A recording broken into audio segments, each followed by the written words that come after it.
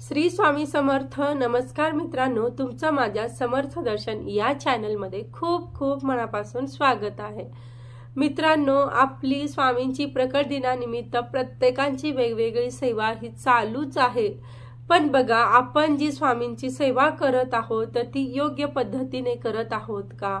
आपण जी सेवा करतोय स्वामींची, आपण अगदी मनोभावे सेवा करतोय, श्रद्धेने करतोय, अगदी हृदयापासून आपण स्वामींची सेवा करत आहोत, तर ही सेवा आपली सेवा ही स्वामींच्या चरणी रुजू होत आहे का? स्वामींनी आपल्या सेवेचा स्वीकार केला आहे का? असे प्रश्न आपल्याला नक्कीच पडतात.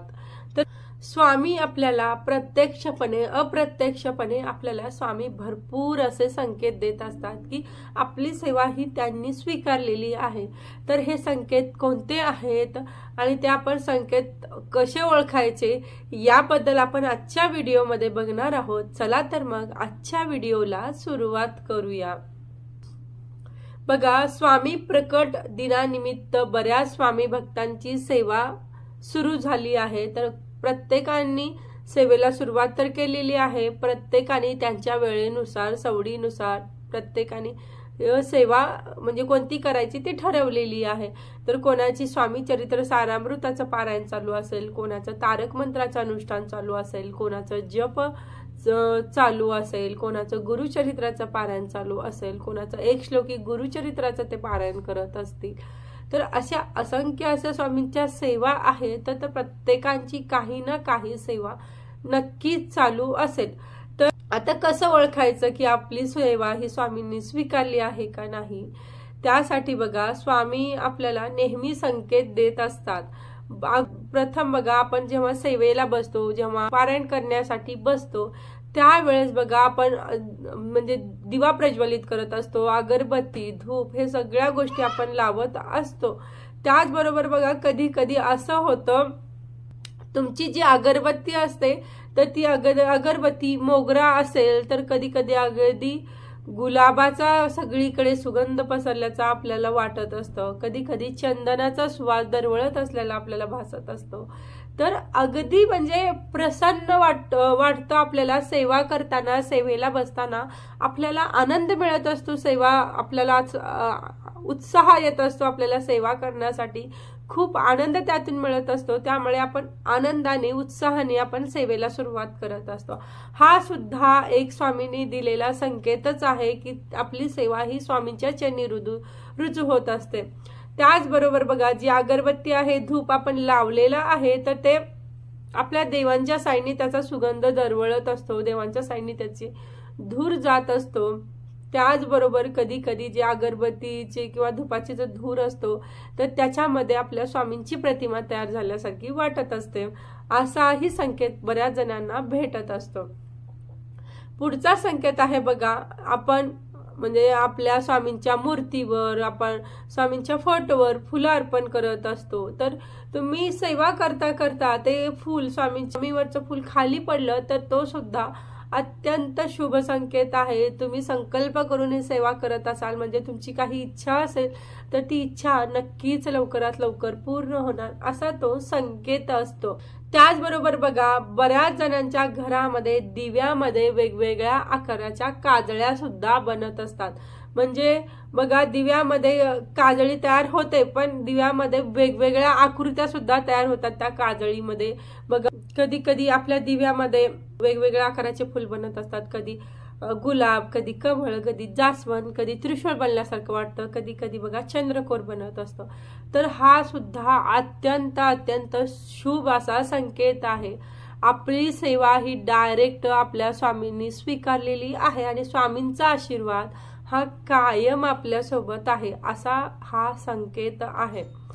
त्याचबरोबर बघा, तुम्ही कधी कधी आता स्वामी चरित्र सारामृत वाचत असाल किंवा गुरुचरित्राचं पारायण तुम्ही करत असाल तर त्या ग्रंथामधून, त्या पोथीमधून अगदी बघा म्हणजे आपलं जे अष्टगंध असतं, चंदनयुक्त अष्टगंध असतं, तर तो सुगंध तसा आल्यासारखा आपल्याला म्हणजे वाटत असतं. एकदम तो सुगंध त्या पोथीमधून आपल्याला जाणवतो. तो आपण अष्टगंधाचा सुगंध आल्याचा आपल्याला तर हे स्वामी आपली सेवा नक्कीच अशा पद्धतीने आपली सेवा स्वीकारत असतात। जर तुम्ही मनोभावे आणि एकदम मनापासून ही सेवा केली तर नक्की स्वामी आपली सेवा स्वीकारतात। त्याचबरोबर बघा स्वामी तर अशा पद्धतीने आपल्या सेवा स्वीकारतात। तसंच बघा आपण पारायणाला बसतो किंवा स्वामींच्या सेवेला बसणार असतो, म्हणजे आपली सेवा चालू असते त्यावेळेस मध्येच कोणीतरी आपल्या घरी येतं। तसं तर बघा आपल्या घरी आपल्या घरातील ज्या व्यक्ती आहेत तर सगळ्यांचे टायमिंग आपल्याला माहिती असतात, पण काहींनी बघा एखाद्या व्यक्ती आपल्या घरी येणार असतील तेही त्यांनी आपल्याला फोन करून वगैरे सांगितलेलं असेल ते सुद्धा माहिती असतं। पण अशा वेळेस ना कोणीतरी अगदी अचानक आपल्या ध्यानी मनी नसताना एखादी व्यक्ती आपल्या घरी येते की, तर हा सुद्धा स्वामींचाच संकेत आहे। आणि बघा आपण आपली सेवा चालू असताना मध्येही या व्यक्ती येऊ शकतात। मध्ये या व्यक्ती आल्या तर म्हणजे तुमच्या सेवेच्या मध्ये या व्यक्ती आल्या तर त्यांचा मान सन्मान करा, कारण बघा शेवटी म्हणलं जातं की अतिथी देवो भव, म्हणजे अगदी स्वामींनीच त्यांना पाठवलेलं असतं, स्वामीच त्यांच्या रूपामध्ये आपल्या घरी आलेले असतात, त्यामुळे त्यांचा योग्य मान सन्मान करायचा, त्यांना व्यवस्थित खायला प्यायला आपण द्यायला पाहिजे।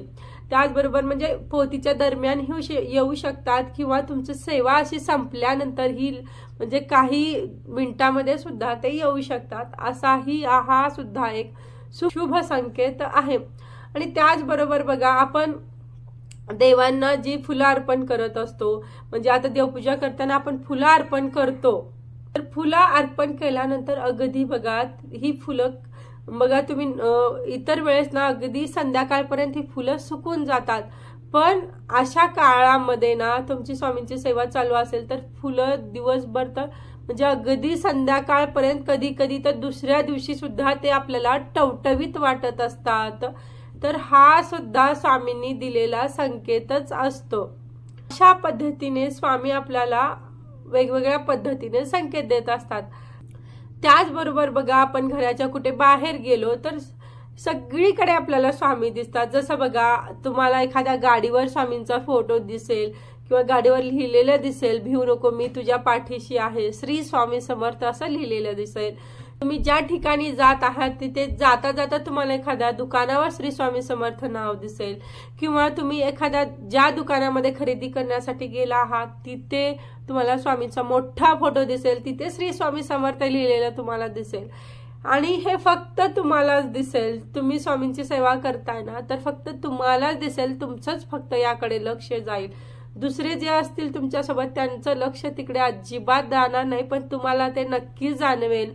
तर याचा अर्थ काय आहे, तर याचा अर्थ हाच आहे की स्वामी हे आपल्या सोबत कायम आहेत।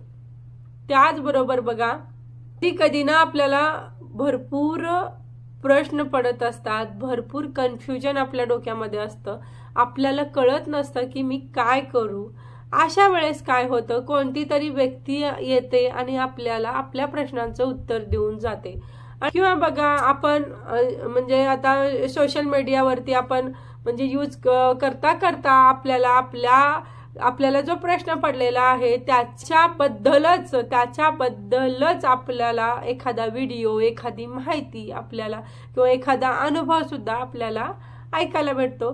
तर याचा अर्थ काय आहे, तर बघा स्वामींचं लक्ष कायम आपल्यावर आहे, स्वामींना आपल्या छोट्या छोट्या गोष्टींची माहिती आहे। तुम्ही म्हणजे कोणत्या प्रश्नामध्ये म्हणजे अडकला असाल, काही तुम्हाला प्रश्न असतील तर स्वामी अशा पद्धतीने सहजपणे आपले प्रश्न हे सोडवून टाकत असतात। एवढं बारीक लक्ष आपल्यावर आपल्या स्वामींचं असतं।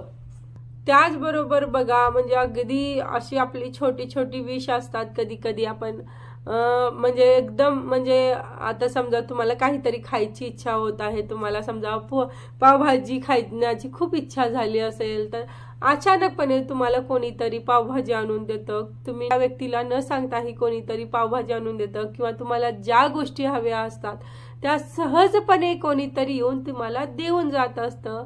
तर इतकं बारीक लक्ष आपल्या स्वामींचं आपल्यावर असतात, एवढे संकेत आपल्याला स्वामी महाराज आपल्याला देत असतात की कायम आपल्यासोबत स्वामी महाराज आहेत।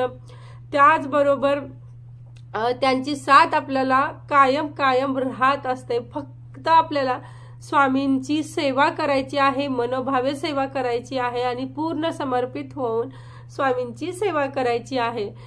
प्रकट दिनानिमित्त तुम्हाला जेवढी जास्तीत जास्त स्वामींची सेवा करता येईल तेवढी नक्की सगळ्यांनी मिळून आपण स्वामींची सेवा करूया, स्वामींचे आपण आभार मानूया, स्वामींचा कृपा आशीर्वाद नेहमी आपल्या सोबत राहण्यासाठी आपण सगळेजण मिळून स्वामींची सेवा करूया।